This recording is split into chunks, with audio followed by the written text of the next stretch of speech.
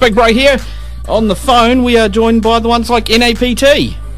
Hey man, how you doing? Good. All right, I managed to push all the buttons there without cutting anyone off, so that's a good start. How you guys doing? Good, thanks. And yourself? Yeah, good. Great. So, of course, N.A.P.T, big in the breaks world. I'm a bit of breaks DJ myself, so obviously I've been caning your tunes for a little while now. Well, thanks, man. Which one's your favourite?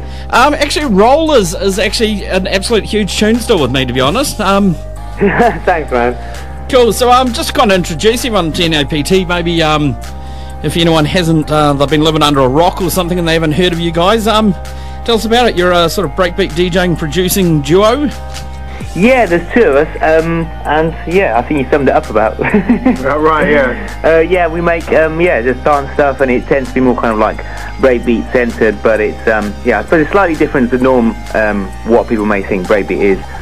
So it has kind of various influences, and yeah, we go and DJ and make tracks. So yeah, don't really know what more exciting things to say. Sorry, man, that's it. Oh, we're talking about exciting things here. 2009, absolutely massive year for you guys, wasn't it? Yeah, it was really good. Of course, we were lucky enough. We won the Breaks Poll every year. Of course, there's the Breaks Poll Awards, and we won 3 awards of that this year. And then we won an award for Beatport as well for the singles. And you know, we've kind of released like, well, how many singles have we done this year? Oh, 2009. 2009.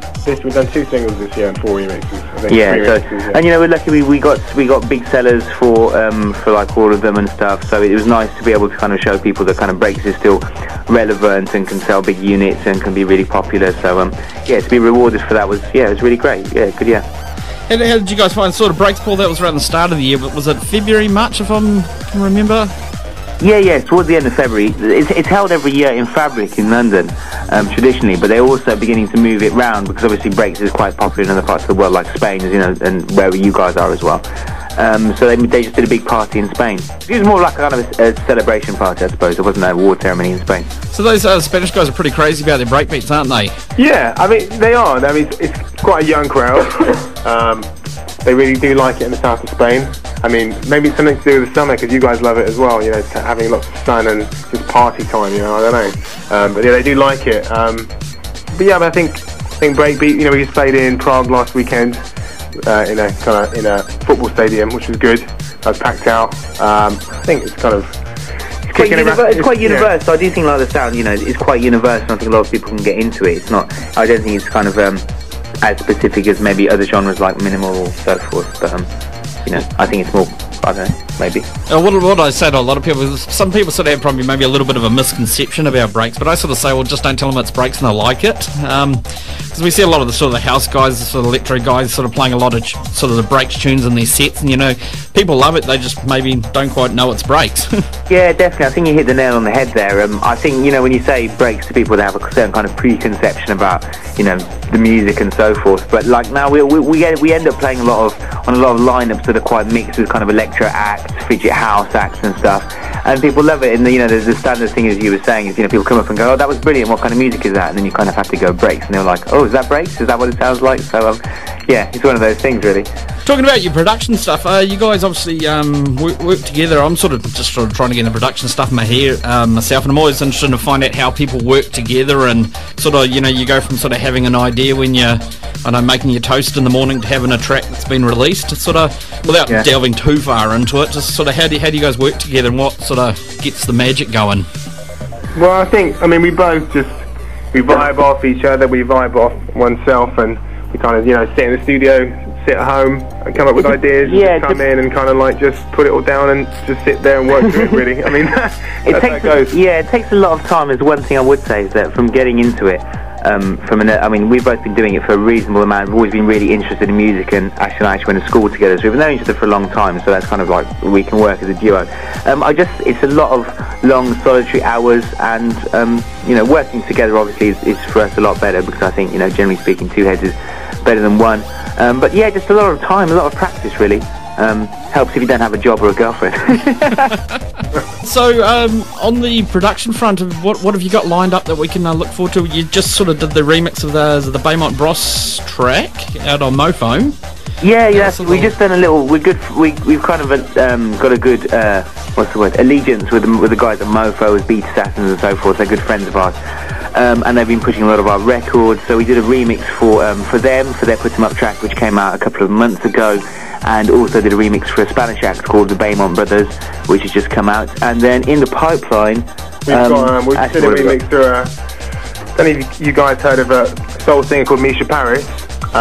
She was around in, I guess, late 80s, early 90s in the UK, had some chart hits. We've done a remix for her. She's on a bit of a comeback tip. Got some singles we've done, and we're going to be playing them exclusively in Australia, and some other stuff we're working on just now, because we're in the studio, as you call us. Yeah. But, check it out. Did you get that? Nice. Yeah, that sort of sounds like I guess your party rocking style, I guess. Yeah, so we've got, well, the thing is, we're kind of thinking, we've got it in our heads, we've got a large amount of singles that we're kind of amassing. We've been working pretty hard every day in the studio, so we're kind of just seeing what we're going to do with that next year. Our idea is maybe we'd like to do an album and put it out, and when the time's right, because quite a lot of people are kind of asking, kind of pushing us towards that direction. So hopefully do something big like that, some kind of album. Might be, I was going to say concept album, but not like in a prog rock sense. I mean like a kind of like a mix album with some older stuff on, and a lot of the new singles. So hopefully next year, we've been working very hard, so hopefully next year we'll be able to do something with it. I look forward to that. Now, I'll switch to the DJ talk in a sec, but on the production front, who do you see out there doing big things on the production front that have twigged your interest lately? I don't know. I mean, we enjoy listening to kind of like a wide variety of stuff. We've been listening to kind of a lot of deep house in the studio, actually, kind of like Dennis Ferrer kind of things. I don't know, the kind of more we've done music, the more we like listening to all kinds of stuff. So I've been checking out quite a lot of the tech house guys who are doing well, and friends of ours like Reva Star on the kind of housey, chunkier housey tip. I mean, I think Boys Noise, Phone Out's a new guy. Yeah. An album out. I think Boys Noise is the general standard one. I think his level of production is really high, and he comes up with some really interesting ideas. Breakbeat wise, Beat Assassins. Liking their vibes. As Tomek said, we're really kind of like close to those guys. And Beaumont Brothers from Spain as well. I think there's a whole heap of new acts coming through. Yeah. So yeah, loads of stuff. I think it's like with any form of music. You know, you look around, you can always find little bits that interest you. Like some of the drum and bass stuff now, the more kind of minimal stuff. We're enjoying stuff like D Bridge and Alex Perez. That's really cool. So I don't know. Just so much music out there. I think it's quite hard to kind of narrow it down. Going on sort of Beatport and online, it's sort of, there's absolutely truckloads of good music out there at the moment, which is great. Yeah, I think that's the great thing about the internet is that it opens you up to all the different music that you can get is at your fingertips. The downside is that there's just so much of it. I don't know. It's obviously a bit of a shift there from sort of going down to the record store and when the records came in and sort of having a mate there and trying to sort of, because there was only a limited amount of copies of obviously records that came in. So I don't know whether it's kind of changed it has changed the culture obviously a little bit. Yeah, sort of instead of going down the record store and sort of talking to a whole bunch of different people, you're home on your PC. So just go on AIM or go on Facebook chat and go on Beatport together. I mean, I think it has changed, but that's technology, isn't it? It's just everything's immediate, everything's fast, everything's available, and that's the way it's all gone, really. It wasn't like that when we were kids, I tell you, man. Yeah, well, I guess I guess you just got to work a little bit harder to maybe get those, tracks that not everybody else has. When you used to sort of get only say 2 or 3 records came in of that sort of tune, you sort of had something a little bit exclusive, something different from every other guy out there. Yeah, that's the thing. I mean, I guess now it's very different because before when we first started getting into music, we kind of got interested in DJing and so forth. Whereas now, you kind of have to be an artist to push through in those boundaries. So when you're an artist, you kind of represent your own sound. I think it's a lot harder, generally speaking, for people to come through kind of as DJs, and just DJs. So the natural progression is kind of get into the studio, make your own stuff. A lot of people are doing their own edits and this kind of thing, and you kind of tailor-make your own sets. I think that's how people are kind of retaining that element of exclusivity and creativity with the DJing side of things. Talking about DJing, you're coming down under soon to a few dates in Australia. Yeah, we are. We're doing, we're doing 6 dates, doing Sydney, Melbourne, Perth, where else? Gold Coast and Brisbane, and we're doing Breakfest on the 26th of December on Boxing Day. Do you guys call it Boxing Day as well? Yeah, we call it Boxing Day, yep. You do? It's a day after Christmas Day where you box all your presents back up. the ones you don't like. we've been told the Breakfest is pretty crazy, so we're looking forward to that one, and also looking forward to the club shows as well around Australia. Nothing locked in for New Zealand on this time? Well, we were gonna come to New Zealand, and then we weren't gonna come to New Zealand, and then a little birdie, I guess our agent, told me something about someone who was pretty famous in New Zealand charging a very large amount of money to come and play the date we were going to come and play, so hence a lot of acts weren't booked for that particular show, which I can't get into. But that's basically, I think, what happened. It was a real shame because we came out last year. We did Auckland and Wellington, and we had like we came out for a weekend and had like a really great time. So it was pretty disappointing not to come back. But hopefully, at some point next year we'll be able to make the trip back to New Zealand. If anyone out there, of course, wants to see N.A.P.T in Auckland, of course, there's a video of you guys up on YouTube from, I think, your gig at Foo. That's right, yeah. Yeah, I think shot from one of the Anti-Form guys. I didn't make the night myself, but seeing the video, I felt extra bad about not making the night. Yeah, it was really good fun, mate. Alrighty, probably just a couple more questions. 2010, you've talked about possibly an album. Anything else you can see planning for 2010?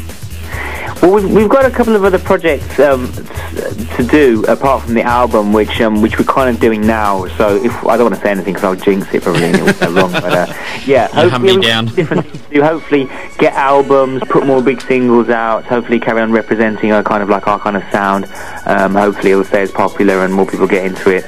And yeah, we've got quite a few shows booked up already for 2010. So yeah, just more work in the studio really. Try to push the sound forward and do some more. Yeah, just do more of the same really, but to a higher intensity, I guess. Wicked. Alright, and Christmas? What do you guys want to have in your Christmas stockings? I just want to be alive when we land in Perth. Alive when you land in Perth? I want to make it over. Alrighty, cool. Hey, thanks heaps for your time, guys. Really appreciate giving us a few minutes there to let us in on what you're up to. Hey, no worries, man. Have a wicked Christmas, yeah? Alright, you too, guys. Okay, bye, man. See you! Alrighty, of course, that was N.A.P.T, otherwise known as Tom McNaden and Ashley Pope. Of course, you probably figured out their N.A.P.T are their initials. This is an absolute massive tune they did. Got some really good sales. Of course, it's N.A.P.T, Make My Day. Of course, there's a couple of videos of this floating around on the web. Check them out on YouTube.